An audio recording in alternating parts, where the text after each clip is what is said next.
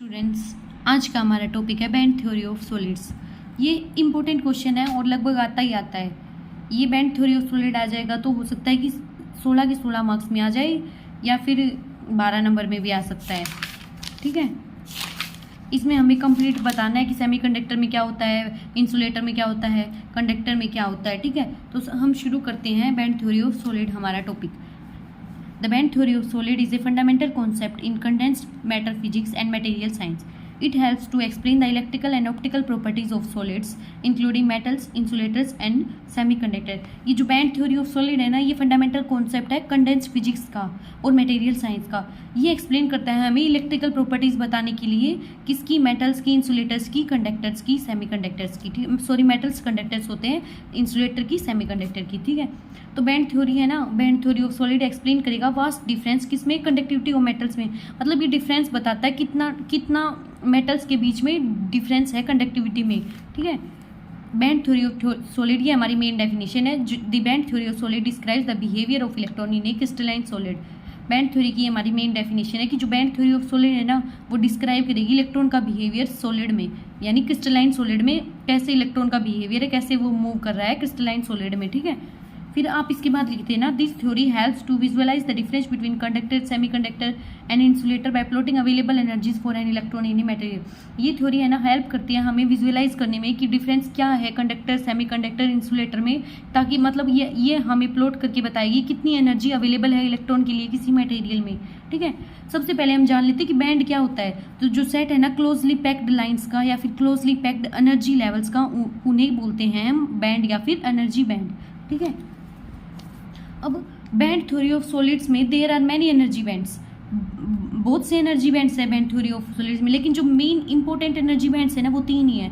उन्हें देख लो, valence band है पहला, तो दूसरा कंडक्शन बैंड है, तीसरा फॉरबिडन बैंड है। तो हम इन्हें बारी बारी देख लेंगे कि ये क्या होते हैं। सबसे पहले मैं आपको डायग्राम दिखा देती हूँ। आप एक बार ये डायग्राम देखो। ये होता है हमारा वैलेंस बैंड, ऊपर होता है हमारा कंडक्शन बैंड, और ये जो बीच का एनर्जी गैप होगा ना, उसे बोलते हैं हम फॉरबिडन गैप या फिर फॉरबिडन बैंड। ठीक है, अब हम जान लेते हैं कि वैलेंस बैंड होता क्या है। वैलेंस बैंड है ना, लोअर एनर्जी बैंड होता है, और जो कि कंडक्शन बैंड है ना, वो हाई एनर्जी बैंड होता है। ठीक है, जो वैलेंस बैंड में है ना, जो इलेक्ट्रॉन है वो टाइटली बाउंड होते हैं एटम से, और वो फ्री टू मूव नहीं होते थ्रू आउट द सॉलिड। जबकि इसमें है ना, जो इलेक्ट्रॉन्स है ना, वो फ्री टू मूव होते हैं थ्रू आउट द सॉलिड। तो यही लिखा हुआ है, पॉइंट पढ़ो, electrons in the valence band are tightly bound to the atoms and are not free to move through the solid. लेकिन कंडक्शन बैंड में क्या होता है, the conduction band lies above the valence band and contains energy levels where electrons are free to move throughout the solid. क्या कह रहा है कि जो वैलेंस बैंड है वो तो लोअर एनर्जी बैंड होगा, मतलब नीचे होगा, और जो कंडक्शन बैंड है ना, वो हाई एनर्जी बैंड होगा, मतलब ये हमारा वैलेंस बैंड है, तो इसके ऊपर होगा हमारा कंडक्शन बैंड। तो conduction band lies above valence band. ठीक है, अब this band is typically filled with electrons in A stable solid. Stable state में इलेक्ट्रॉन्स फील्ड होते हैं। इसमें क्या होता है, इलेक्ट्रॉन्स है ना मूव करते रहते हैं। ठीक है, materials with partially field conduction bands conduct electricity. अगर पार्शियली फील्ड कंडक्शन बैंड होगा ना, तो वो मटेरियल जिसके पास भी होगा ना पार्शियली फील्ड कंडक्शन बैंड, तो वो कंडक्ट करेगा इलेक्ट्रिसिटी को। ठीक है, फॉरबिडन गैप क्या होता है, gap between valence band and conduction band, उसे बोलते हैं हम फॉरबिडन गैप। मतलब वैलेंस बैंड और कंडक्शन बैंड का जो गैप होता है ना, उसे बोलते हैं फॉरबिडन गैप या फिर बैंड गैप, जो इजी से रिप्रेजेंट किया जाता है। On the basis of this gap size semiconductor, conductor and insulators are formed. या इसी गैप साइज के बेसिस पे हम बता सकते हैं कि कौन सा मेटल या फिर कौन सा मटेरियल सेमीकंडक्टर है, कंडक्टर है या फिर इंसुलेटर है। ठीक है, this band is forbidden one without energy. Materials can be classified on the basis of band gap. Materials को क्लासीफाई किया गया है बैंड गैप के अकॉर्डिंग, जो नीचे बताया गया है। देखो, metals have overlapping valence and conduction band with no band gap.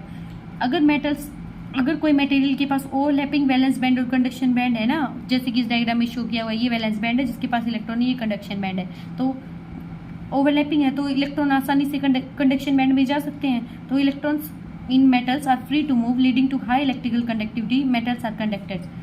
अगर इलेक्ट्रॉन्स आसानी से कंडक्शन बैंड में चले जाएंगे तो इनके पास हाई कंडक्टिविटी होगी, यानी इलेक्ट्रिसिटी आसानी से पास कर सकेगी। ठीक है, तो मेटल्स है ना, वो एग्जांपल है कंडक्टर्स के। अब हम इंसुलेटर के केस में देखते हैं। इंसुलेटर के केस में पता क्या होता है, जो वैलेंस बैंड और कंडक्शन बैंड है ना, इनकी एनर्जी का गैप लार्ज होता है।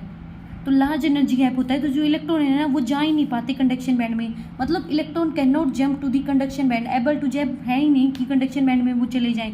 तो जब इलेक्ट्रॉन ही नहीं जाएंगे तो कंडक्टिविटी कम होगी इनकी, ठीक है। Insulators have a large band gap, so there are few electrons in conduction band even at room temperature. As a result, insulator have a very low electrical conductivity. ठीक है, तो इनके पास बहुत कम इलेक्ट्रिकल कंडक्टिविटी होती है। सेमीकंडक्टर के case में क्या होता है, सेमीकंडक्टर होता क्या है, जो इंसुलेटर और कंडक्टर के बीच में लाई करे, तो इनकी जो कंडक्टिविटी है ना वो भी इन दोनों के बीच में ही लाई करती है। Semiconductors have smaller band gap than insulator, insulator से तो कम होता है इनका बैंड गैप, लेकिन कंडक्टर से ज़्यादा होता है। तो कुछ इलेक्ट्रॉन चले जाते हैं या फिर कुछ इलेक्ट्रॉन जंप कर जाते हैं वैलेंस बैंड से कंडक्शन बैंड में। अब कंडक्शन बैंड में इलेक्ट्रॉन आ जाते हैं तो उनके पास कुछ इलेक्ट्रिसिटी या फिर कंडक्टिविटी होगी, तो this makes them intermediate in conductivity between metals and insulator. इनसे ये क्या हो जाता है, ये इंटरमीडिएट बन जाते हैं, दोनों के बीच में लाई करेंगे कंडक्टिविटी के केस में, ठीक है। अब ये जो एनर्जी गैप है ना, ये कितना कितना होता है, इनकी वैल्यू भी मैं आपको बता देती हूँ। देखो ये डायग्राम आप बना सकते हैं। देखो अगर कंडक्शन बैंड और वैलेंस बैंड ओवरलैप कर जाता है तो एनर्जी गैप 0 इलेक्ट्रॉन वोल्ट होता है, ठीक है, और यानी ये ओवरलैप कर रहा है। इंसुलेटर के केस में जो एनर्जी गैप है ना वो ग्रेटर देन KT होता है और एनर्जी गैप है ना वो ग्रेटर देन होता है 3 इलेक्ट्रॉन वोल्ट, और जबकि इसमें लेस देन या इक्वल टू हो सकता है 3 इलेक्ट्रॉन वोल्ट सेमीकंडक्टर के केस में, ठीक है। इसमें एनर्जी गैप ज़्यादा होगा, इसमें थोड़ा कम होगा। If energy gap is more than 3 electron volt then it is known as insulator. In this energy gap is more than thermal energy, KT का मतलब है थर्मल एनर्जी। इस इंसुलेटर की जो थर्मल एनर्जी है वो ज़्यादा होती है, और जो रूम टेम्परेचर है ना उस पर सेमीकंडक्टर की है ना जो थर्मल एनर्जी है ना वो इक्वल हो जाती है एनर्जी ऑफ सेमीकंडक्टर की, ठीक है। इसमें वैलेंस बैंड पार्शियली फील्ड होगा और कंडक्शन बैंड पार्शियली एम्प्टी होगा, ठीक है। इन सब के बाद हम देखेंगे टेम्परेचर का इफेक्ट और डोपिंग का क्या इफेक्ट होता है। तो देखो जैसे जैसे टेम्परेचर बढ़ेगा ना वैसे वैसे मटेरियल की कंडक्टिविटी बढ़ती है, और डोपिंग बढ़ेगी ना तो भी कंडक्टेंस बढ़ता है। क्यों? क्योंकि टेम्परेचर इंक्रीज करने पे, और डोपिंग का मतलब होता है इम्प्योरिटीज़ को ऐड करने पे, जो नंबर ऑफ चार्ज कैरियर है ना वो इंक्रीज हो जाते हैं तो कंडक्टिविटी इंक्रीज हो जाती है, ठीक है। ये वाली बात लिख देना, इन semiconductors on increasing temperature and adding impurity can increase the number of charge carriers and hence leading to increase in conductivity। तो ओवरऑल लास्ट में हम लिख देंगे कि overall the band theory of solids provides a framework for understanding the behavior of electrons in solids and is essential for designing material with specific electronic properties। Overall क्या कह रहा है कि जो बैंड थ्योरी है ना वो हमें एक फ्रेमवर्क प्रोवाइड करेगी इलेक्ट्रॉन के बिहेवियर के बारे में, मतलब इलेक्ट्रॉन किस तरह से हैं, कैसे हैं, किसमें, सॉलिड्स में, और ये हमें इंपॉर्टेंस क्या देगी कि मतलब हम आसानी से डिज़ाइन कर सकेंगे स्पेसिफिक इलेक्ट्रॉनिक प्रॉपर्टीज़ के मटेरियल को, ठीक है। तो आप स्क्रीनशॉट ले सकते हैं।